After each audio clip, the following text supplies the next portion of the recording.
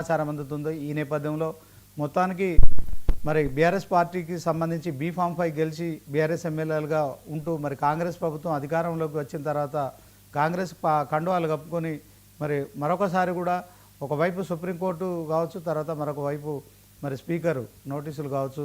So ఈ అంశంలో మొత్తానికి ఆ 10 మంది కూడా మరొకసారి మేము బీఆర్ఎస్ పార్టీ ఎమ్మెల్యేలేమని చెప్పడం అయితే మనం చూడొచ్చు. సో ఇదే అంశంలో ఈరోజు మార్నింగ్ స్పెషల్ డిబేట్, ఈ డిబేట్లో మనతో పాల్గొంటున్నారు పవన్ మల్లాది గారు, కాంగ్రెస్ సీనియర్ నాయకులు, అలాగే శ్రీవర్ధన్ రెడ్డి గారు బీజేపీ నాయకులు ఉన్నారు. సో దీంట్లో ఇక బచ్చు శ్రీనివాస్ బీఆర్ఎస్ పార్టీ నుంచి కూడా జాయిన్ అవుతారు. సో జయరామ్ గారు కూడా మరి కాసేపట్లో జాయిన్ అవుతారు. ముందుగా పవన్ మల్లాది గారితో మాట్లాడదాం. సో కాంగ్రెస్ పార్టీ నాయకులుగా ఈ అంశాన్ని ఎట్లా పరిగణిస్తారు? సో మొత్తానికి 10 మంది ఎమ్మెల్యేలు బీఆర్ఎస్ పార్టీ బీ-ఫామ్ 5 గెలిచారు. తర్వాత కాంగ్రెస్ పార్టీ ఆ కండువాలు కప్పుకున్నారు. తెలంగాణ సీఎం రేవంత్ రెడ్డి ఆధ్వర్యంలో ఆయన నివాసంలో కండువాలు కప్పుకోవడం కావచ్చు. ఇప్పుడేమో అది కేవలం జాతీయ అంటే 3 రంగులు ఉన్న ఆ కండువాలు కప్పుకున్నాము, అది జాతీయ జెండా అనుకున్నాం అని చెప్పి మాట్లాడడం కావచ్చు. సో ఈ అంశాన్ని ఎట్లా చూస్తారు పవన్ గారు? నమస్కారం, గుడ్ మార్నింగ్ అండి. మీకు పెద్దలకు మా అన్న రేవంత్ గారికి శ్రీనివాస్ గారికి రాలేదు వారికి నమస్కారం సార్. మీది వాయిస్ ఇంకా మీ వాయిస్ సార్ 10 మంది ఎమ్మెల్యేలు బీఆర్ఎస్ పార్టీకి సంబంధించిన ఎమ్మెల్యేలు ఆ పార్టీ బీ-ఫామ్ 5 గెలిచారు, బీఆర్ఎస్ ఎమ్మెల్యేలుగా ఉన్నారు. సో కాంగ్రెస్ ప్రభుత్వం అధికారంలోకి వచ్చిన తర్వాత కాంగ్రెస్ మీ వాయిస్ అది ఇంకా ఎక్కువ అవుతుంది బాగా. ఓకే చూడండి. ఓకే ఓకే సార్, ఇప్పుడైతే వినిపించిందా? క్వశ్చన్ వినిపించిందిగా, మీరు మాట్లాడండి సార్.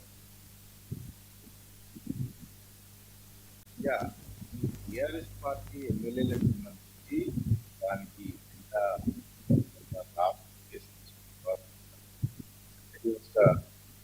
మీడియాలో రావడం చూస్తా ఉన్నాం. స్పీకర్ గారు కూడా అనేది కూడా చూస్తా ఉన్నాం. అయితే ఒక విషయం ఏంటంటే కాంగ్రెస్ పార్టీలో వాళ్ళు జాయిన్ అయిన టిఆర్ఎస్ పార్టీ నాయకులు కేటీఆర్ గారు కాంగ్రెస్ పార్టీలో కొనసాగుతున్నారు కాబట్టి వాళ్ళని డిస్క్వాలిఫై చేసి మళ్ళీ బై ఎలక్షన్ పోవాలి. బై ఎలక్షన్ పెట్టి కాంగ్రెస్ పార్టీ తీయాలనేది టిఆర్ఎస్ పార్టీ బాగా మల్లాది గారు పవన్ మల్లాది గారు ఒక్క నిమిషం. బచ్చు శ్రీనివాస్ గారు అలాగే శ్రీవర్ధన్ రెడ్డి గారు, సో గుడ్ మార్నింగ్ అండి. Good morning. Good morning. Party ఫిరాయించిన ఎమ్మెల్యేలు ఇప్పుడు ఒక టెన్షన్కు గురవుతున్నారు. మొత్తానికి ఒకవైపు బీఆర్ఎస్ పార్టీకి సంబంధించిన ఎమ్మెల్యేలు అంతా మరి డాక్టర్ కేపీ వివేకానంద్ సుప్రీంకోర్టును ఆశ్రయించడం కావచ్చు, సుప్రీంకోర్టు కూడా స్పీకర్కు డైరెక్ట్ చేయడం కావచ్చు, 3 నెలల్లో ఈ అంశంపై నిర్ణయం తీసుకోవాలని చెప్పిన నేపథ్యంలో మరి దీనికి సంబంధించిన ఎమ్మెల్యేల అంశం క్లైమాక్స్ చేరుకున్నట్టయింది. ఎందుకంటే స్పీకర్ కూడా గడ్డం ప్రసాద్ కుమార్ గారు కూడా ఆయన నోటీసులు ఎమ్మెల్యేలకు ఇచ్చారు. సో దీంట్లో కోర్టు ఇలా అడుగుతోంది అని అడగడం కావచ్చు, వాళ్ళ దగ్గర నుంచి కూడా సమాధానం తీసుకున్నట్టు తెలుస్తుంది. సో ఇంకా వాళ్ళందరూ కూడా మేము ఇంకా బీఆర్ఎస్ పార్టీకి సంబంధించిన ఎమ్మెల్యేలమని చెప్పి 8 మంది చెప్తున్నట్టు, ఒక 2 మాత్రం కడియం శ్రీహరి అలాగే దానం నాగేందర్, వీళ్ళిద్దరు మాత్రం మాకు కొంత సమయం కావాలని అడిగినట్టు తెలుస్తుంది. సో ఈ 8 మంది ఎమ్మెల్యేల అంశంలో మరి వాళ్ళు ఇంకా మీ బీఆర్ఎస్ పార్టీలో ఉన్నామని చెప్తున్నారు. సో దీనికి మీ సమాధానం ఏంటని చెప్పి కూడా ఎవరైతే సుప్రీంకోర్టును ఆశ్రయించారో ఎమ్మెల్యేల బృందానికి కూడా స్పీకర్ తెలియజేసినట్టు తెలుస్తుంది. సో 2-3 రోజుల్లోగా మీ సమాధానం చెప్పాలని కూడా చెప్పినట్టు తెలుస్తుంది. సో ఈ అంశంపై మొత్తానికి మరి బచ్చు శ్రీనివాస్ గారు దీన్ని ఎట్లా చూస్తారు? వాళ్ళు ఇంకా బీఆర్ఎస్ పార్టీలో ఉన్నారనుకోవచ్చా? దీనికి సంబంధించి ఏం చెప్తారు? మొట్టమొదట 99 వీక్షకులకు, మీకు అక్కడ ఉన్నటువంటి మా ఇద్దరు సోదరులకు అందరికీ నమస్తే. ఇది నా ఒక్కరికి కాదు, మీ అందరికి మనందరికి తెలిసినటువంటి అంశం ఏంటంటే ఈ 10 మంది కాంగ్రెస్ పార్టీలో చేరిన సంగతి మనందరికి తెలిసే. కాకపోతే ఏంటంటే అధికారికంగా ఈరోజు దాన్ని ఏదైతే చట్ట సవరణ జరిగిందో 2/3 కనుక చేరి ఉంటే ఈ ప్రశ్న తలెత్తేది కాదు. గతంలో మా పార్టీ కూడా ఈ పార్టీ ఫిరాయింపులను ప్రోత్సహించి మా పార్టీలో చేర్చుకున్న సందర్భంలో మేము 2/3 చేసుకొని ఏ విధమైనటువంటి వివాదం లేకుండా చూసుకున్నటువంటి సందర్భం ఉంది. కాంగ్రెస్ కూడా ఏ రోజు మేము చేర్చుకున్నటువంటి సందర్భంలో మా పైన ఈ స్థాయిలో అంటే సుప్రీంకోర్టుకు వెళ్ళేటువంటి స్థాయిలో పనిచేయలేదు. కానీ బీఆర్ఎస్ పార్టీ దీన్ని చాలా సీరియస్ గా తీసుకొని భవిష్యత్తులో పార్టీ ఫిరాయింపులు అంటే భయపడాలనేటువంటిది ఉండడంలో పార్టీ నుంచి మిగతా ఎమ్మెల్యేలు వెళ్ళడంలో కట్టడి చేయడంలో కూడా సక్సెస్ అయ్యింది. ఈ రోజు సుప్రీంకోర్టు తీర్పును కూడా తీసుకురాగలిగింది. స్పీకర్ గారు దీని పట్ల స్పందిస్తే ఎమ్మెల్యేలు అంటున్నారు ఈరోజు మేము బీఆర్ఎస్ పార్టీలోనే ఉన్నాం, ఆ 8 మంది కూడా. చాలా క్లిప్పింగ్స్ ఉన్నాయి, వాళ్ళు మాట్లాడిన మాటలు అవన్నీ ఉన్నాయి. మేము కాంగ్రెస్ పార్టీలో అభివృద్ధి కోసం పోయినాము, అభివృద్ధి కోసం పోచారం శ్రీనివాసరెడ్డి గారితో సహా కూడా ఉన్నాయి. ఈ మాధ్యమాలలో వచ్చినటువంటి క్లిప్పింగ్స్ ఉన్నాయి. వారు కూడా అన్నారు. అయితే నైతికంగా ఈరోజు వాళ్ళు నిజంగా ఏమాత్రం ధైర్యం ఉన్నా, లేకపోతే మేము గెలుస్తాము అనేటువంటి నమ్మకం ఉన్నా, వాళ్ళు సాహసించి స్పీకర్ ఫార్మాట్ లోనే రాజీనామాలు చేయాలి.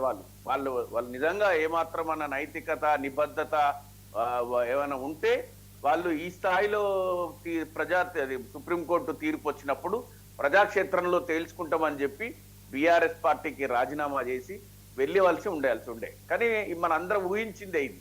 ఏమంటే వాళ్ళు మేము బీఆర్ఎస్ లోనే ఉన్నామని స్పీకర్ కు సంజాయిషి ఇచ్చుకొని వాళ్ళ యొక్క పదవిని కంటిన్యూ చేసుకుంటారని అందరూ అనుకున్నదే. ఇప్పుడు అదే జరిగేటువంటి అవకాశం కూడా ఉంది.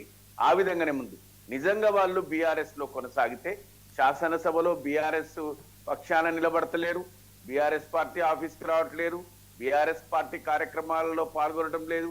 బీఆర్ఎస్ ను కాంగ్రెస్ పార్టీ నాయకులు తిడుతుంటే బహిరంగంగా వాళ్ళు కాంగ్రెస్ నాయకులుగా కొనసాగుతున్నారు అనేటువంటిది యావత్ మంది సమాజానికి తెలుసు. ఇంకా మనం ఏ స్థాయికి దిగజారిపోయామంటే నిస్సిగ్గుగా, నిర్లజ్జగా చేసిన పని చెప్పుకోలేనటువంటి అధైర్యము, ఆ పరిస్థితిలో మనం ఎంచుకున్నటువంటి ప్రజాప్రతినిధులు ఆ స్థాయికి వచ్చేసింది. ఇప్పుడు ఏముంది దాంట్లో? గెలిస్తే గెలుస్తాం, ఓడిపోతే ఓడిపోతాం. మనం పార్టీ మారినాం, బరాబర్ మారినాం, మనం మారినామనే ఒప్పుకున్నాం. రిజైన్ చేయాల్సి వస్తే మనం రిజైన్ చేసి ఎన్నికలకు పోదాం, గెలిస్తే కాంగ్రెస్, గెలవకపోతే ఇంటికి, దాంట్లో ఏముంది అని ఆ ధైర్యాన్ని, ఆ సాహసాన్ని ప్రదర్శించే నాయకులు కరువైపోయినటువంటి పరిస్థితి ఈ వర్తమాన సమాజంలో ఈ గెలిచిన 10 మంది ఎమ్మెల్యేలు. అంటే మరి బీఆర్ఎస్ పార్టీ చేయలేదా? బీఆర్ఎస్ పార్టీని ప్రోత్సహించలేదా అంటే బీఆర్ఎస్ పార్టీ ఎమ్మెల్యేలను ప్రోత్సహించింది, ఎమ్మెల్యేలను తీసుకుంది, మంత్రులను చేస్తుంది, 2 దఫాలు తీసుకుంది. కానీ ఇలాంటి పరిస్థితి లేకుండా చూసుకుంది. కానీ కాంగ్రెస్ ఆ పరిస్థితిలో ఈరోజు లేదు. నేరుగా స్పీకర్ గారు సంజాయిషి కోరే పరిస్థితికి బీఆర్ఎస్ పార్టీ తీసుకొచ్చినటువంటి స్థితిలో ఉంది. కాబట్టి ఎందుకంత భయం, ఎందుకంత పదవి వ్యామోహం, ఎందుకంత పదవి పట్ల దాన్ని జీవితకాలం, శాశ్వత కాలం పదవిలోనే ఉండిపోతామని, జీవితంలో మచ్చలు అంటే అవన్నీ వదిలేసిండ్రు ఈ కాలంలో నాయకులు. ఏమైతుంది, మనం మాట్లాడుకుంటున్న మచ్చలు ఉంటాయి, చెడుగా అనుకుంటారు, ఇవన్నీ అనుకుంటారు. కానీ అవి ఏమీ లేవు. అట్లా నడుస్తుంది. కాబట్టి వాళ్ళు స్పీకర్ కు ఆల్రెడీ మాకు తెలుస్తుంది, మేము ఇంకా బీఆర్ఎస్ పార్టీలో కొనసాగుతున్నాం. అవి కప్పుకున్న కండువాలు కాంగ్రెస్ పార్టీవి కాదు. జాతీయ జెండాలో 3 రంగుల జెండాలో 3 రంగులు ఉంటాయి ఆ కండువాలో. కాబట్టి మేము అసలు అది కాంగ్రెస్ కండువానే కాదు. అంటే ఆ స్థాయికి దిగజారిపోవాల్సినంత అవసరం ఏమొచ్చింది అనేటువంటిది ఒక పెద్ద ప్రశ్న. ఇది నైతిక విలువల గురించి మాట్లాడితే సాహసం లేదు, ధైర్యం లేదు, చేసింది చెప్పుకోలేని దుస్థితిలో ఈరోజు ఈ 10 మంది ఎమ్మెల్యేలు ఆ విధమైనటువంటి నపుంసకత్వాన్ని ప్రదర్శించాల్సినటువంటి పరిస్థితి వచ్చింది.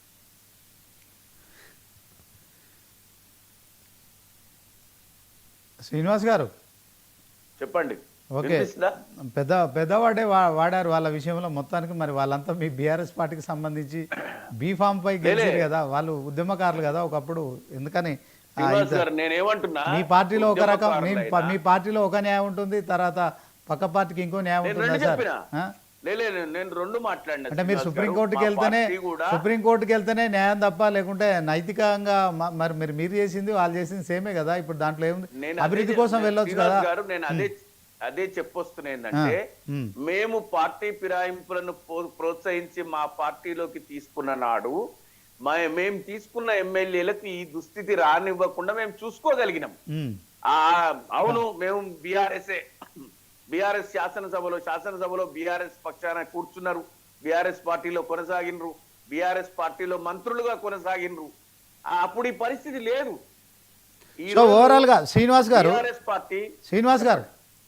ఇప్పుడు ఓవరాల్గా 10 మంది ఆ బీఆర్ఎస్ పార్టీ నుంచి కాంగ్రెస్ కండువాలు కప్పుకున్నారు. దీంట్లో పోచారం శ్రీనివాసరెడ్డి కావచ్చు, కడియం శ్రీహరి కావచ్చు, దానం నాగేందర్, తెల్లం వెంకట్రావు.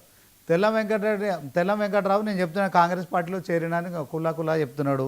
దానం నాగేందర్ కూడా మరి ఖైరతాబాద్ ఎమ్మెల్యేగా బీఆర్ఎస్ పార్టీ నుంచి గెలిచారు. తర్వాత ఎంపీగా కాంగ్రెస్ బీఫామ్పై పోటీ చేశారు.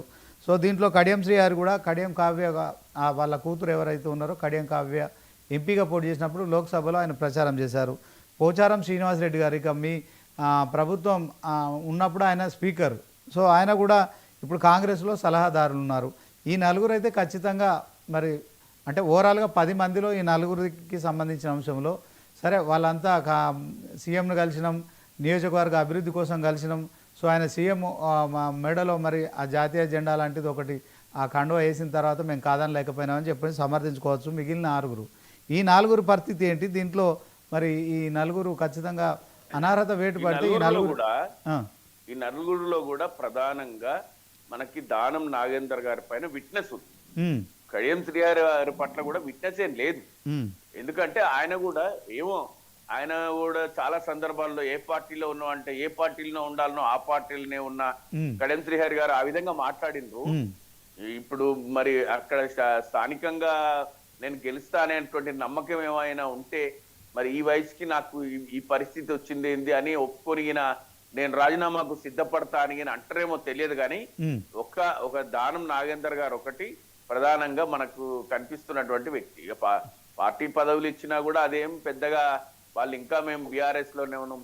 ఎందుకంటే పబ్లిక్ అకౌంట్స్ కమిటీలోనే వారు ఎవరికి మన షేర్లింగంపల్లి ఎమ్మెల్యే వారికి పోస్ట్ ఇస్తే వారు బీఆర్ఎస్ పక్షాన్ని ఇచ్చినాము అని మాట్లాడింది, మీ పార్టీకి ఇచ్చినాము అని అన్నారు. కాబట్టి ఆ పరిస్థితులు కొనసాగుతున్నాయి. ఓకే ఓకే ఓకే ఒకసారి శ్రీవర్ధన్ రెడ్డి గారితో మాట్లాడండి. శ్రీనివాస్ గారు ఓకే.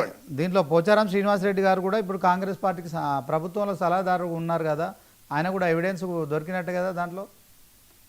సలహాదారు అంటే పెట్టుకుంటారేమో. ఇప్పుడు సలహాదారు మాకు సీనియర్ బీఆర్ఎస్ ఎమ్మెల్యేకి మేము సలహాదారుగా పెట్టుకున్నాం మా ప్రభుత్వానికి అని చెప్పినా ఆశ్చర్యపోవాల్సిన అవసరం లేదు. అది నాకు it is my personal perception, అది జరగవచ్చు. ఓకే. సో ఈ పిఎస్సి చైర్మన్ పదవి అరికెపూడి గాంధీకి బీఆర్ఎస్ పార్టీకి ఇవ్వచ్చు. At the same time Pocharam శ్రీనివాసరెడ్డికి కూడా సలహాదారుగా పెట్టుకోవచ్చా? అట్లా బీఆర్ఎస్ పార్టీకి సంబంధించిన పెట్టుకుంటారా కాంగ్రెస్ ప్రభుత్వం కదా? ప్రభుత్వ సలహాదారుని ఎవరినైనా పెట్టుకోవచ్చు కదా. Okay right. ఒకసారి శ్రీవర్ధన్ రెడ్డి గారితో మాట్లాడు. శ్రీవర్ధన్ రెడ్డి గారు గుడ్ మార్నింగ్ అండి.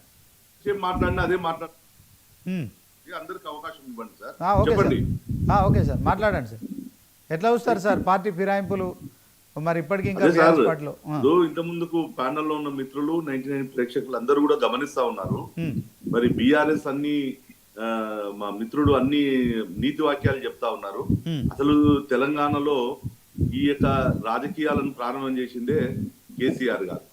సో ఈ రోజు డిబేట్ ఏదైతే ఉందో ఈ 10 మంది బీఆర్ఎస్ నుంచి కాంగ్రెస్ పార్టీలోకి వెళ్ళినటువంటి ఎమ్మెల్యేలు, ఇది తెలంగాణ ప్రజలందరూ చూసిన సందర్భం. మరి ప్రజలను మోసం చేయాలని చెప్పేసి ఈరోజు ఏదైతే బీఆర్ఎస్ నుంచి పోయినటువంటి ఎమ్మెల్యేలు చెప్తా ఉన్నారో ఇది తెలంగాణ ప్రజలు గమనిస్తున్నారు, ప్రపంచం అంతా గమనిస్తుంది. సో చేర్చుకున్నటువంటి కాంగ్రెస్ పార్టీ ధైర్యంగా చెప్పాల్సిన అవసరం ఉంది.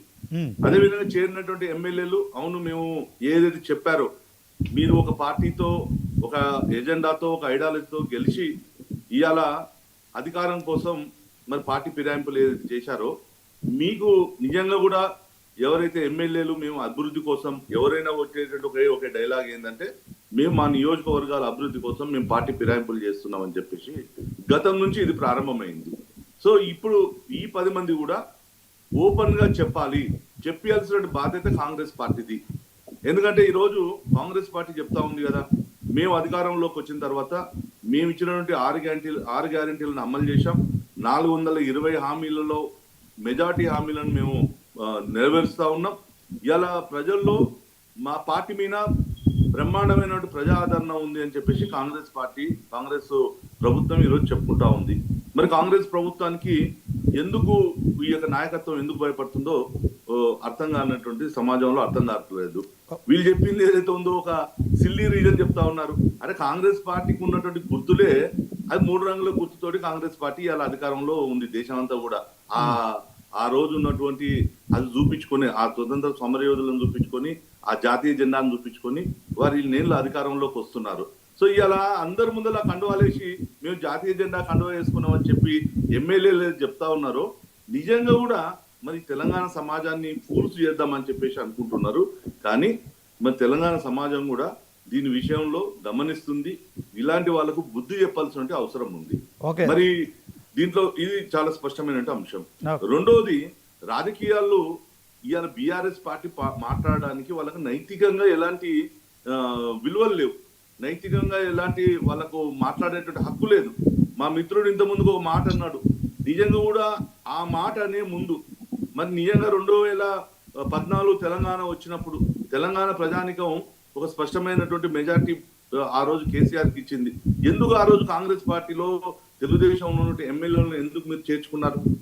ఆ రోజు ఏదో చెప్పారు, నేనేదో రాజకీయాలు నన్ను అడగొట్టడానికి చేశారు, ఇది చేశారు, అది చేశారు. అది కరెక్ట్ కాదు కదా. అది అయిపోయిన తర్వాత 2018 ఎన్నికల్లో తనకు సొంతంగా 88 మంది మరి మెజార్టీ ఇస్తే తెలంగాణలో మళ్ళీ కూడా మీరు మిగతా వాళ్ళని చేర్చుకున్నారు. సో ఆ రోజైనా కాంగ్రెస్ బీఆర్ఎస్ కొంత నాటకమే. ఈ రోజు గమనించండి, ఎవరు వచ్చారు? గతంలో కాంగ్రెస్ లో ఉన్నటువంటి వాళ్ళు మళ్ళీ ఇక్కడికి వస్తున్నారు, ఇక్కడ ఉన్న వాళ్ళు అక్కడ పోతున్నారు. ఈ క్రీడ ఏతుందో ఇది నిజంగా కూడా నైతిక రాజకీయాలకు ఇది కరెక్ట్ అయినటువంటి అంశం కాదు. ఇవాళ ఒక పార్టీ ఎజెండా తోటి ఇది వీళ్ళు వ్యక్తిగతం కాదండి. ఒక నియోజకవర్గంలో ఉన్నటువంటి నాయకులు ఓటేసి గెలిపించిన తర్వాత ఇవాళ వీళ్ళకు వీళ్ళకి ఏదైనా విలువలు ఉంటే వీళ్ళు ఒప్పుకొని ఒక నిమిషం శ్రీవర్ధన్ గారు అని చెప్పి రాజీనామా చేసి ఎన్నికలు పోవాల్సిన అవసరం ఉంది. రైట్, ఓకే శ్రీవర్ధన్ రెడ్డి గారు, థ్యాంక్ యూ. మొత్తానికి అయితే మరి కాంగ్రెస్ ధైర్యంగా చెప్పాలి. పవన్ మాలాది గారు మీ దగ్గర కొంచెం డిస్టర్బెన్స్ ఉన్నట్టుంది, ఆ సౌండ్ వస్తుంది, నాయిస్ వస్తుంది, చూడండి సార్. అదే నాయిస్ ఎవరిదే? అది మీదే పవన్ గారు, కొంచెం నాయిస్ వస్తుంది సార్, డిస్టర్బెన్స్ అవుతుంది. ఇప్పుడు మీరే చెప్పాలి ధైర్యంగా కాంగ్రెస్ పార్టీ వీళ్ళంతా మా పార్టీలో చేరారు మేము అని మీరు ధైర్యంగా చెప్పడం లేదు. ఎట్ ద సేమ్ టైం జాతీయ అజెండాను పెట్టుకొని ఇన్ని రోజులు మీరు అధికారంలోకి వచ్చారు. అప్పుడున్న మరి ఏదైతే స్వాతంత్ర ఉద్యమం కావచ్చు దాని సెంటిమెంట్ని ఇప్పటికీ వాడుకుంటున్నారు. సో దాంట్లో మరి బీజేపీ నాయకులు శ్రీవర్ధన్ రెడ్డి గారు మరి వీళ్ళు ఎమ్మెల్యేలు చెప్పాలి, తర్వాత మీ పార్టీ చెప్పాలి. ధైర్యం ఎందుకు లేదు? లేకుంటే వాళ్ళు రాజీనామా చేయాలి. ఈ అంశంలో ఏం చెప్తారు సార్ పవన్ గారు? నమస్కారం అండి. మీకు పెద్దలకు మా అన్నలు ఇద్దరున్నారు, మా అన్నలిద్దరికి నమస్కారం. మా అన్నలు అద్భుతంగా మాట్లాడి మా సీనియర్ అయితే వాళ్ళ పార్టీ ఎమ్మెల్యేలను నపుంసకులే అనేసాడు ఒక డైరెక్ట్ గా. నపుంసకులు మరి ఎట్లా టెస్ట్ చేయాలనేది అర్థమైతే వాళ్ళైతే మరి నపుంసక నాయకులు వాళ్ళ కాడ పెట్టుకున్నారు. ఎట్లనో ఏందో మరి కేటీఆర్ది హరీష్ రావుది ఏందో అర్థం కాని పరిస్థితి. తెలంగాణలో ప్రజలు కూడా ఏమైనా ఈ నపుంసక ఎమ్మెల్యేలను పెట్టుకున్నాం కేసీఆర్ అని అది ఆలోచన చేస్తుంది. మరి ఏందో అర్థమైతే వాళ్ళ పరిస్థితి, వాళ్ళ ప్రోగ్రామ్ ఏందో. మొత్తానికి అయితే ఒకసారి నన్ను అడిగితే ఒకసారి టీఆర్ఎస్ వాళ్ళు టెస్టింగ్ కి పోవాల్సినటువంటి అవసరం ఉన్నదేమో అనిపిస్తుంది. రైట్, టీవీ డిబేట్లకు వస్తే ఇది కొంచెం మంచి అర్థవంతమైనటువంటి చర్చ పెట్టారు పొద్దున 99 టీవీ మంచుకుంది. ఇది అంతముందా అన్న హర్షవర్ధన్ అన్న చెప్పారు. ఈ సాంప్రదాయానికి తెలంగాణలో కొత్త రాష్ట్రంలో తెరదింపింది కేసీఆర్ గారు. 2014 నుంచి 2024 వరకు దగ్గర 42 మంది ఎమ్మెల్యేలు ఎమ్మెల్సీలు ఒక పార్టీలో గెలిచిన తర్వాత వాళ్ళని ఇంకో పార్టీలోకి ప్రభుత్వంలోకి తీసుకొని వాళ్ళు మా పార్టీలోకి వచ్చిండ్రని, తెలుగుదేశం పార్టీ మొత్తం మా పార్టీలో మర్జ్ అయిందని, నేషనల్ పార్టీ అయినటువంటి కాంగ్రెస్ పార్టీ మా పార్టీలో మర్జ్ అయిపోయింది అనేటువంటి చెప్పినటువంటి వార్తలు మనం చూడలేదా? ఇవాళ కేసీఆర్ గారు మరి ఇల్లెక్కి అంత బొబ్బ చేసుడు లొల్లి చేసుడు ఏమన్నా అవసరం? ఇవన్నీ వాళ్ళు నేర్చుకోవాలి. మనం ఏదైతే చేస్తామో what you so what you reap అని ఇంగ్లీష్లో ఒక సేయింగ్ ఉంటుంది. అంటే నువ్వు ఏదైతే నాటుతావో అదే రేపు మొలుస్తుంది. నువ్వు వంకాయ చెట్టు నాటితే వంకాయలే మొలుస్తాయి, వంకాయలే తినాలి. నువ్వు వంకాయ చెట్టు నాటి మరి కొబ్బరికాయలు మొలవాలంటే ఎడికాయలు మొలుస్తాయి. కేటీఆర్ గారికి మాత్రం సెన్స్ లేదు. అంటే ప్రజల్ని ఎప్పటికప్పుడు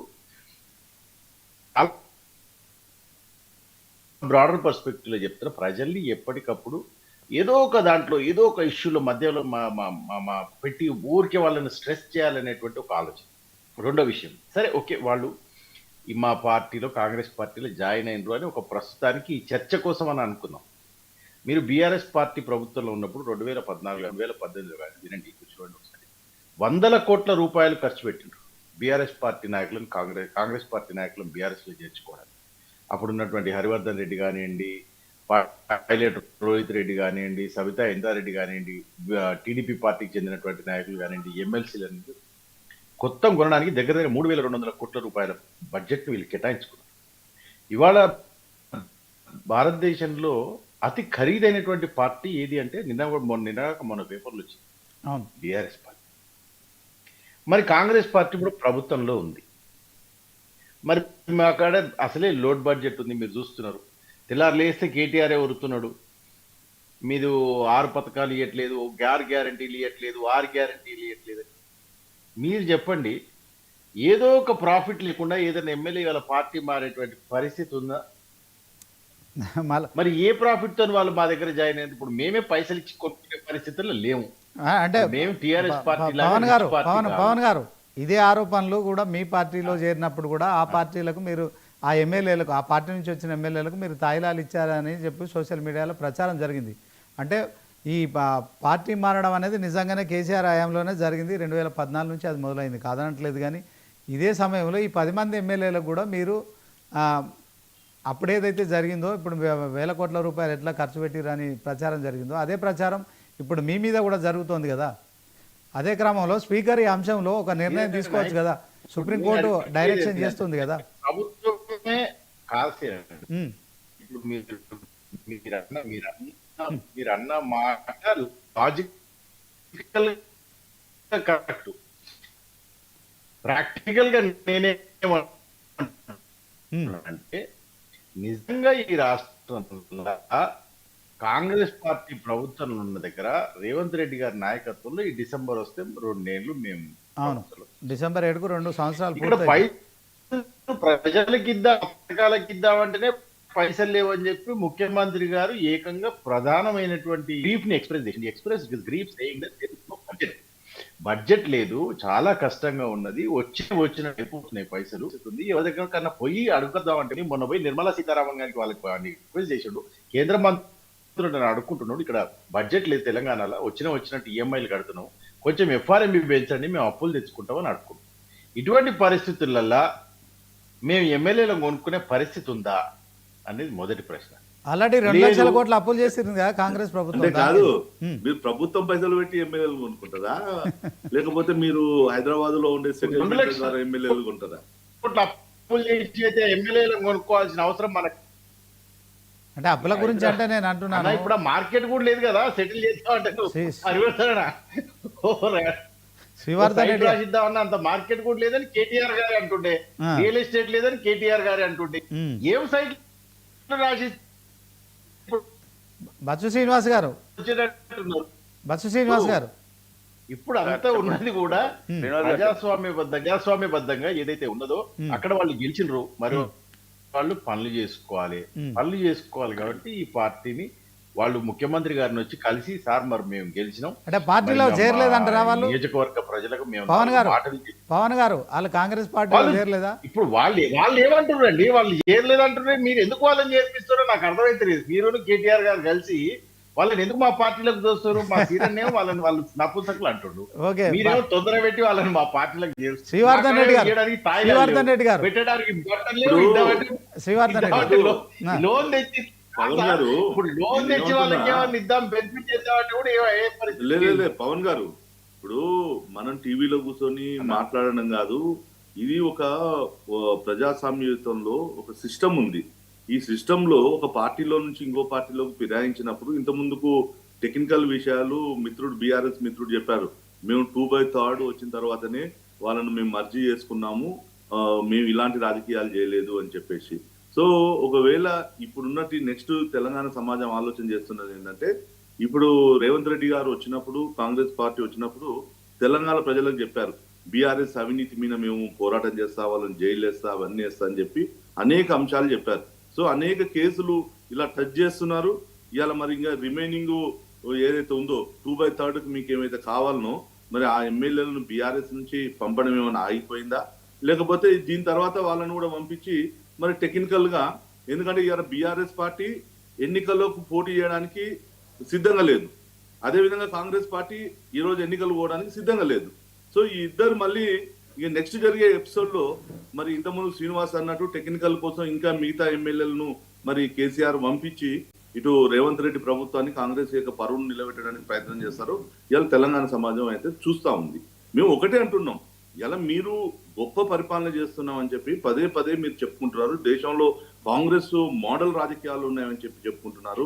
మేము కులగణనలు చేశామని చెప్పుకుంటున్నారు. మేము బీసీలకు 42% ఇచ్చినామని చెప్పి ఏదైతే మాటలు చెప్తున్నారో, ఇలా తెలంగాణలో ఉన్న ప్రజలందరూ కూడా మీకు రేపటి ఎన్నికల్లో సిద్ధంగా ఉన్నారు. ఉప ఎన్నికలు రావాలి, ఇటు కాంగ్రెస్ పార్టీకి అటు గెలిచినటువంటి బీఆర్ఎస్ పార్టీ నుంచి గెలిచి ఇటు మారినందుకు వాళ్ళకు కూడా బుద్ధి చెప్పాలని చెప్పేసి ప్రజలు చెప్పుకుంటున్నారు. ఇలా భయపడాల్సిన అవసరమే ఉంది. ఎందుకు కాంగ్రెస్ పార్టీ వీళ్ళు మా దాంట్లో జైన్ కాలేదని చెప్పుకోవాల్సిన అవసరమే ఉంది. ఇలా దానం నాగేందర్ గారిని ఓపెన్ గా మీరు సికింద్రాబాద్ క్యాండిడేట్ గా పెట్టారు. ఇదే కావ్యను ఇలా ఉన్నటువంటి శ్రీహరి గారి యొక్క కూతుర్ని పెట్టి ఆయన అనేక సభల్లో వచ్చి కాంగ్రెస్ క్యాంపెయినింగ్ లో ఉన్నాడు కదా. ఎందుకు ఇవాళ ప్రజలను ఏదో టెక్నికల్ గా లోపల రూమ్ లో పోయి స్పీకర్ గారికి ఇది స్పీకర్ యొక్క నిర్ణయం ఉంది, చేతిలో ఉంది అని చెప్పేసి తప్పుగా చెప్పినా, ఇది ఏదో ఆయన నిర్ణయంలో ఏదైనా రాంగ్ తీసుకున్నా తెలంగాణ సమాజం ఇటు కాంగ్రెస్ పార్టీని క్షమించదు. ఎస్, మీరు ఏమంటున్నామంటే చేర్చుకున్నారు కాబట్టి వాళ్ళ పనుల కోసం, వాళ్ళ నియోజకవర్గాల కోసం ఏది చేర్చుకున్నారు. మీరు డబ్బులు కొనుగోలు విషయం కాంగ్రెస్ యొక్క చరిత్ర మొత్తంలో కనిపిస్తూనే ఉంది. ఎక్కడెక్కడ ఎట్లా జరిగిందో కూడా మనకు తెలుసు. ఇప్పుడు బీఆర్ఎస్ పార్టీ ఏదైతే తప్పులు చేశారో అంతకన్నా ఎక్కువ ఇవాళ మీరు కొనసాగిస్తా ఉన్నారు. ఎందుకంటే ఆ రోజు చాలా మంది తెలంగాణలో 7వ నిజాం తర్వాత 8వ నిజాం కాంగ్రెస్ ఇక ఈయన వచ్చిండు, ఎవరు కేసీఆర్, మరి ఒక్కడు వచ్చి మొత్తం దోచుకొని ఇలా తెలంగాణలో అప్పులు చేసిండు అన్నారు. ఇలా కాంగ్రెస్ పార్టీ వచ్చిన తర్వాత 9వ యొక్క నిజాం పాలనలో ఒకరు కాదు మీ దాంట్లో 10 మంది ఇలా దోచుకుంటున్నారు. తెలంగాణలో మొత్తం సమాజం అంతా కూడా చూస్తున్నటువంటి అంశం.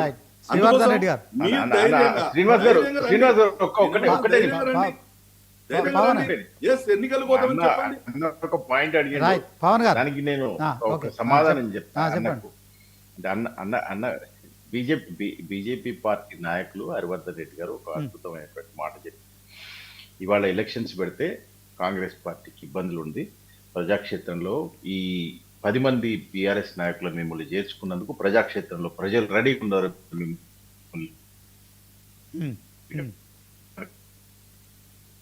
ఇబ్బంది పెట్టడానికి. అద్భుతంగా మాట్లాడుతున్నా అన్నకు ధన్యవాదాలు. అన్న పొద్దున్న ఒక మాట చెప్పాలనుకుంటున్నా. అన్న, భారతదేశంలో 433 వారి బీజేపీల పార్టీలో చేరినట్టు ఒప్పుకుంటుందా ఈ విషయాన్ని?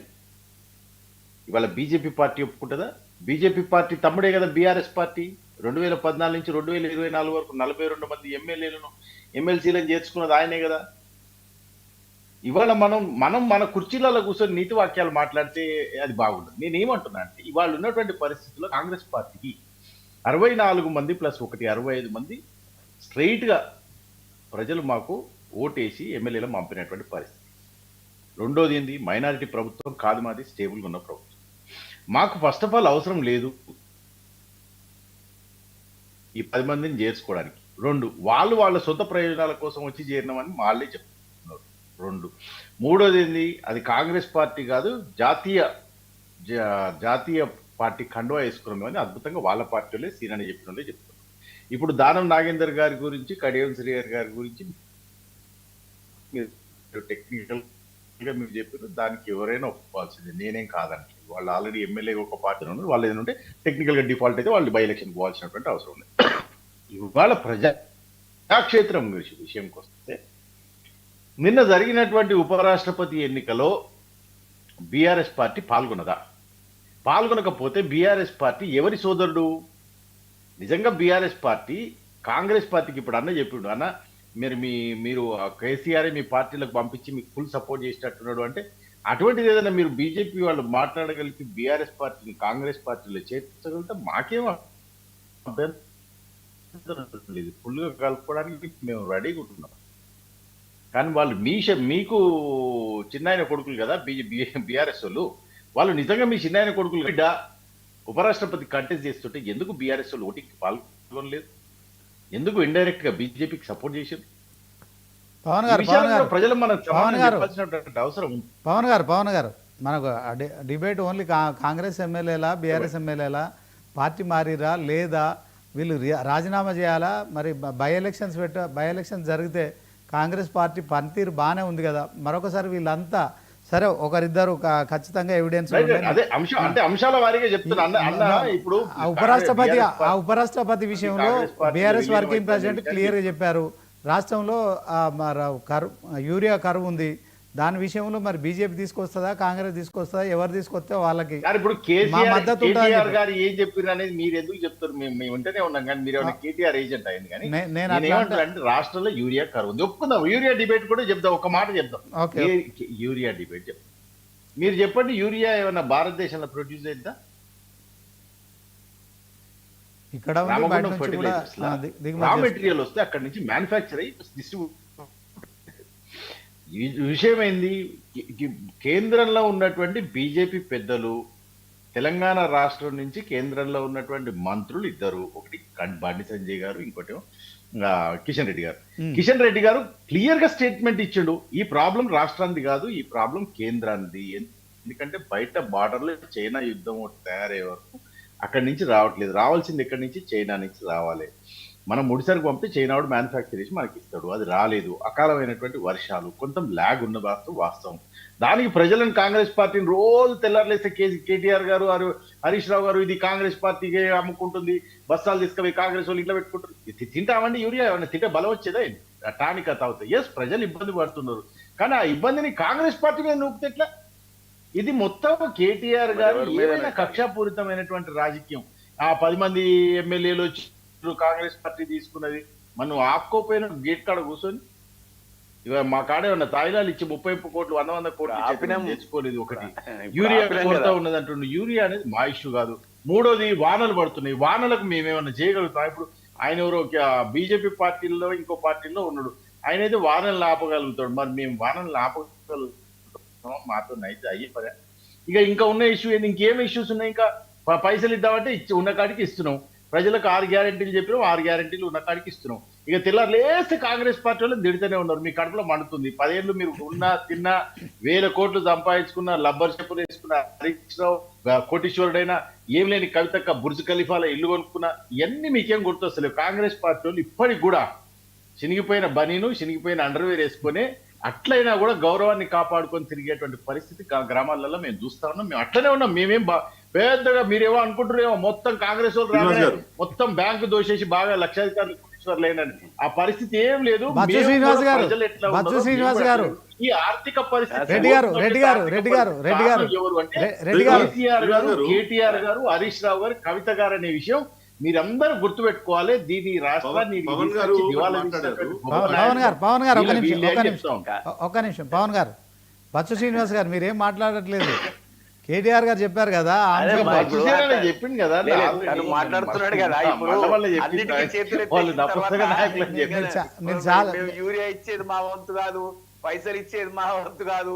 10 మంది ఎమ్మెల్యేలు మమ్మల్ని అడిగొచ్చిర్రా, మాకు తెలియదు ఏడున్నారు, మేము కప్పిన జెండాలు మావి కాదు, వాళ్ళు అభివృద్ధి కోసం వచ్చిండ్రు, అప్పుడు మీ దాంట్లోకి రాలేదు. నేను చెప్పిన ఆల్రెడీగా 2014 నుంచి 2024 వరకు పార్టీ ఫిరాయింపులను ప్రోత్సహించినటువంటి సందర్భంలో మా పార్టీలోకి తీసుకున్న రోజు మీ పార్టీ పక్షాన ఎవరు కూడా ఈ మాలాగా సుప్రీంకోర్టుకెళ్ళో ఇంకెక్కడికెళ్ళో మీరు నివారణ చర్యలు చేపట్టలేదు. టెక్నికల్ గా 2/3 మేము పార్టీలో విలీనం చేసుకున్నాము. అన్ని రాజకీయ పార్టీలు, ఏ పార్టీని మినహాయింపు లేకుండా, కాంగ్రెస్ కానీ టీడీపీ కానీ చిట్ట చివరికి సిపిఎం నుంచి కూడా మా పార్టీలో మేము తీసుకున్నాం. మేము కాదనట్లేదు. ఈ రోజు మీ పార్టీలోకి వచ్చిన 10 మందిని మీరు ఎందుకు ధైర్యంగా మీరు చెప్పలేకపోతున్నారు?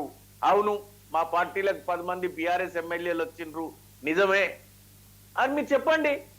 మీకు ఆ ధైర్యం లేదు అంటున్నా నేను. బచ్చు శ్రీనివాస్ గారు, ఎమ్మెల్యేలు అన్నాయమన్నా శ్రీనివాస్ గారు చెప్పండి. వాళ్ళు తెలంగాణ సీఎం రేవంత్ రెడ్డి నివాసంలోనే కండువాలు కప్పుకున్నారు. సో దాంట్లో ఇప్పటికీ అంటే అరికపూడి గాంధీ అయితే పాడి కౌశర్యకి ఇంటి మీదకి దాడికి పోయిండు. సో వాళ్ళిద్దరి మధ్య ఘర్షణ తలెత్తింది ఇదే అంశంలో. సో ఆ అంశం దానం నాగేందర్ అయితే ఎంపీగా పోటీ చేసిర్రు. సో మరి కాంగ్రెస్ పార్టీలో కండవ కప్పుకుంటేనే కదా ఆయనకు బీఫామ్ ఇచ్చారు. సో మొత్తానికి ఈ 10 మంది ఎమ్మెల్యేల విషయంలో మరి పవన్ గారు మరి ఇంతకీ వాళ్ళు కాంగ్రెస్ పార్టీ ఎమ్మెల్యేలా? నాకు ఒక అవకాశం ఇవ్వండి. మాట్లాడండి సార్. ఇప్పుడు 2 విషయాలు ఇంత ముందుకు పవన్ గారు బీజేపీ జాతీయ స్థాయిలో అనేక మందిని ప్రోత్సహించింది, ఎమ్మెల్యేలను ఎంపీలను చేర్చుకున్నది అనేది చెప్పారు కదా. అవును. కర్ణాటకలో ఎమ్మెల్యేలు వచ్చినా రాజీనామాలు చేసి మళ్ళీ ఉప ఎన్నిక వచ్చి ఎన్నికలు గెలిచిన తర్వాత మేము పార్టీలోకి తీసుకున్నాం. మధ్యప్రదేశ్లో అయినా ఎవరైతే బయటకు వచ్చారో ఉప ఎన్నికలు జరిపి దానిలో గెలిచిన తర్వాతనే భారతీయ జనతా పార్టీకి వచ్చిండ్రు. అది గోవా కావచ్చు, ఇంకొక దగ్గర కావచ్చు, ఇంకో దగ్గర కావచ్చు. మేము ఇట్లాంటి రాజకీయాలు మేమేం చేయలేదు. ఎవరైతే వస్తున్నారో వచ్చినప్పుడు తప్పకుండా కూడా వాళ్ళు రాజీనామాలు చేసి ఎన్నికలు జరిపించిన తర్వాతనే ఇక్కడ జరిగినటువంటి అంశం. ఇవాళ తెలంగాణకు జరుగుతున్నటువంటి అంశము ఆ విధంగా లేదు. ఇప్పుడు మిత్రుడు ఒక వైపు ఏమంటున్నాడు, మేము 6 అన్ని చేశాం అయినా ఇది కర్ణాటకలో కూడా మీరు గమనించండి, 2 సార్లు జరిగినటువంటి కర్ణాటకలో కూడా రాజీనామాల తర్వాతనే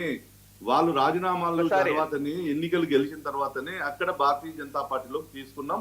మీరు చరిత్ర మళ్ళీ తెలుసుకోండి. రెండోది యూరియా గురించి చెప్పారు.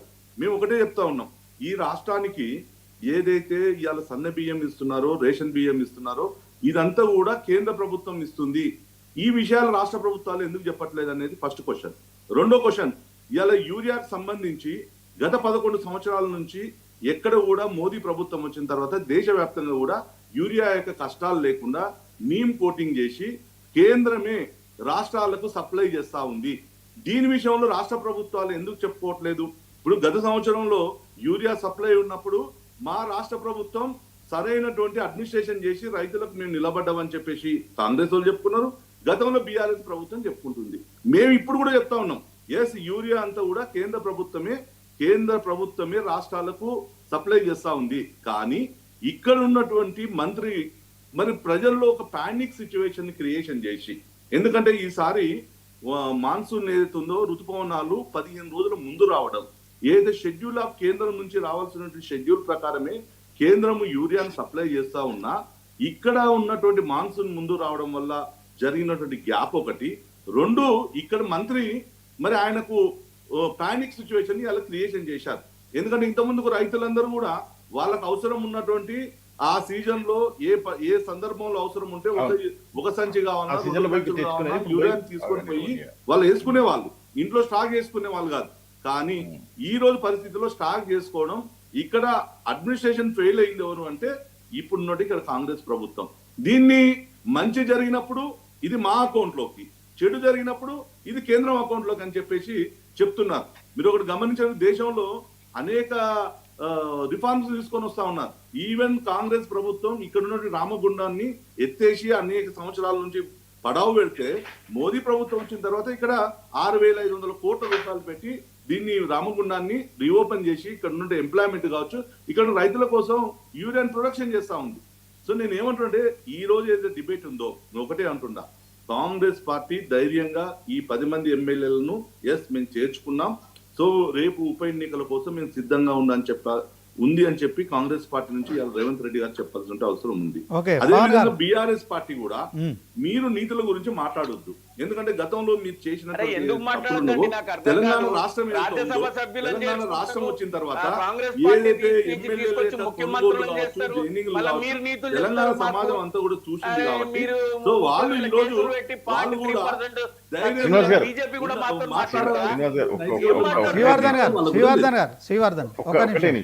శ్రీనివాస్ గారు ఏదో అంటున్నారు. ఒక నిమిషం పవన్ గారు, ఒక నిమిషం. శ్రీనివాస్ గారు, సార్ రాజ్యసభ సభ్యులను చేర్చుకొని ఈ దేశవ్యాప్తంగా ఒక్క మధ్యప్రదేశ్ లో, కర్ణాటకలో ఒక్క దఫా రాజీనామా చేయించి తీసుకొని మేము రాజీనామా చేసి తీసుకొని రాజ్యసభ సభ్యులు పుదుచ్చేరిలో ప్రభుత్వాన్ని మార్చేసారు. మీరు మాటలు మాట్లాడుతున్నారు. ఇది ఎవ్వరు కూడా దీంట్లో పవిత్రులు లేరు. పార్టీ ఫిరాయింపుల్లో కాంగ్రెస్ అయినా లేకపోతే భాజపా అయినా లేకపోతే బీఆర్ఎస్ అయినా అందరూ శ్రీనివాస్ గారు చేసింది మేము చేసినామని ఒప్పుకునే ధైర్యం లేదు అంటున్నాం మేము. Right, okay. శ్రీనివాస్ గారు ఒక నిమిషం. పవన్ గారు, ఫైనల్ గా టైం అప్ ఏం చెప్తారు ఈ 10 మంది ఎమ్మెల్యేల అంశంలో? మరి శ్రీవర్ధన్ రెడ్డి గారు, బత్స శ్రీనివాస్ గారు వాళ్ళు నపుంసకులు అని ఆయన మాట్లాడారు. ఇదే క్రమంలో పవిత్రలో ఎవరు లేరు పార్టీలు. సీరన్న మళ్ళీ యాంకర్ సీరన్న మళ్ళీ మీరు అదే మాట అని పాపం వాళ్ళని పొద్దున్న ఎందుకు వాళ్ళ దాని మీద వాళ్ళకి డౌట్ మీరే దాన్ని హైలైట్ చేసి నేనే అనలేదు. మా సీరన్న అన్న విషయాన్ని నేను మీకు చెప్పినా మళ్ళీ మీరు పొద్దునంటే వాళ్ళు పొద్దున టీవీ చూసి మళ్ళా ఐడెంటికల్ క్రైసిస్ వస్తుంది. ఇప్పుడు వాళ్ళకు నిజంగానే శీల పరీక్ష శల్య పరీక్ష చేయాల్సిన అవసరం ఉంది. ఎందుకంటే మీరు కాంగ్రెస్ పార్టీలో లేరని చెప్తున్నారు, వాళ్ళు మేము బీఆర్ఎస్లో ఉన్నామని చెప్తున్నారు. సో నిజంగా ఇది కొంత ఇబ్బందికరమైన పరిస్థితే. స్పీకర్ గారు కూడా మరి మొన్న ఒక టీవీ ఇంటర్వ్యూలో నేను ఇలాంటి వాటిని ఎంకరేజ్ చేయనని చెప్తున్నారు. మరి ఆయన నిర్ణయం తీసుకోవాలి, కానీ దీన్ని ఎందుకని సుప్రీంకోర్టు ఆదేశాలు ఇచ్చే వరకు తప్ప ఆయన ఎందుకు తాత్సారం చేశారు? కాంగ్రెస్ పార్టీలో ఉంటే ఇప్పుడు ఈ ఎమ్మెల్యేలు చెప్తున్న దాని ప్రకారం కాంగ్రెస్ పార్టీ మరి నిజంగానే ప్రజల్లో మరొకసారి కనుక వీళ్ళు రాజీనామా చేస్తే గెలవలేరా? కాంగ్రెస్ పార్టీ బీఫామ్ మీరు ఇవ్వలేరా? ఎందుకని వాళ్ళను మీ పార్టీ కాదని చెప్తున్నారు? ఏం చెప్తారు? ఇప్పుడున్నటువంటి పరిస్థితి రెండు రకాలైనటువంటి పరిస్థితి. ఒకటేమో ఐడియలిస్టిక్ రాజకీయాలల్లో ఇట్లా ఉండాలి అనేది ఒకటి బాగుంటుంది. అంటే నేను కూడా ఇంట్లో కూర్చొని మంచిగా చెద్దరు కప్పుకొని అద్భుతంగా ఉండాలి, అద్భుతంగా నడవాలి అని అనుకుంటాం. ఇంకోటి రియలిస్టిక్ రాజకీయాలలో అవసరాలను బట్టి వాళ్ళ పార్టీ మారేటోళ్ళని ఎంతో మంది చూసినాం.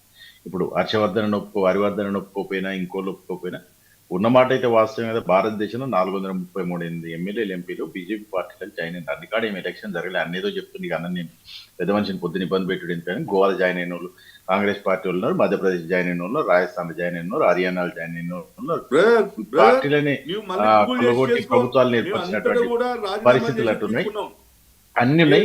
ఇవాళ విషయాలు ఏంటంటే ఇవాళ సిద్ధమని సీనన్న చెప్పింది ఇక్కడ దొంగలు ఎవరు లేరని. కాంగ్రెస్ పార్టీ ఒక్కటి మాత్రం మా కాడ ఏం కాకపోతే ఏంటంటే ఇది కక్షాపూరితమైనటువంటి రాజకీయం కాదు. కాంగ్రెస్ పార్టీ ఒక విషయం ఏం చెప్పాల్సింది, సీనన్న ఇంతకుముందు హరివర్ధన్ అని అన్నాడు, మీరు వాళ్ళ మీద కేసులు పెట్టలేదు, వీళ్ళ మీద కేసులు పెట్టలేదు, కానీ ఏం చేయాలి? ఎక్కడ కూడా కాంగ్రెస్ పార్టీ ఇంతవరకు 2 సంవత్సరాలు అంటే డిసెంబర్ వస్తే 2 ఎక్కడ కూడా కాంగ్రెస్ పార్టీ కక్షాపూరితమైనటువంటి రాజకీయం చేయలేదు. కక్షాపూరితమైనటువంటి రాజకీయం చేస్తే వాళ్ళ హరీష్ రావు గారు మరి వాళ్ళ కంపెనీ మొత్తం ఇలా జైల్లో కూర్చొని లెక్క పెట్టాల్సింది. మీరు ఫార్ములా రేస్ తీసుకోండి, కాళేశ్వరం కానివ్వండి, క్వశ్చన్ పేపర్లు లీకేజ్ విషయం కానివ్వండి, ఇంకా ఏ విషయం తీసుకున్నా కూడా ఏడ కూడా గొర్రెల పంపకం డిస్ట్రిబ్యూషన్ కానివ్వండి, ఏది కానీ ఇవాళ ఉన్నటువంటి పరిస్థితిని మనం మూకుమడిగా పోరాటం చేసి తెలంగాణ ప్రజలను బిడ్డలను బయటెత్తాం అనేది ఒకటి విషయం.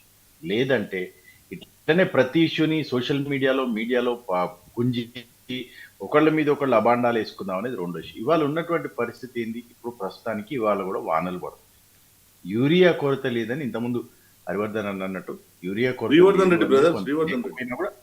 శ్రీవర్ధన్ రెడ్డి అన్నట్టు యూరియా కొరత లేకపోయినా కూడా ప్యానిక్ సిచ్యువేషన్ నొక్కి అయ్యో ఇక యూరియా రాదు, ఇక యూరియా బంద్ అవుతుందని చెప్పడం, కిందికి బాగా కేటీఆర్ గారు వాళ్ళ ఉన్నటువంటి సోషల్ మీడియా వ్యాపకాల నుంచి బాగా బటన్ పుష్ చేసి వాళ్ళ ప్రజలను వ్యవసాయదారులను యూరియా కేంద్రాల దగ్గర నిలబెట్టి దాన్ని వీడియోలు తీసి రేవంత్ రెడ్డి గారిని కాంగ్రెస్ పార్టీని అబ్యూజివ్గా మాట్లాడి ఇదంతా ప్యానిక్ అనేది ఒక క్రియేషన్ జరుగుతుంది. ఇప్పుడు చూడండి, యూరియా కొరత మాది కాదు కేంద్ర ప్రభుత్వంది ఇది ఇబ్బంది అని చెప్పి కిషన్ రెడ్డి గారు ఉన్నటువంటి విషయం.